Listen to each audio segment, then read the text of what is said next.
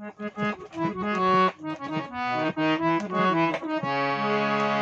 जन याद कब आई हा, जन याद कब आई हा, हो जन याद कब आई हा, जन याद कब आई हा। हम तो हके हम तो हके भुला गईनी, तू हमके भुला जइहा हे जान, हम तो हके भुला गईनी, तू हमके भुला जइहा।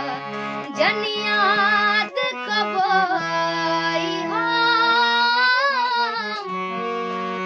जन याद कब आई हा,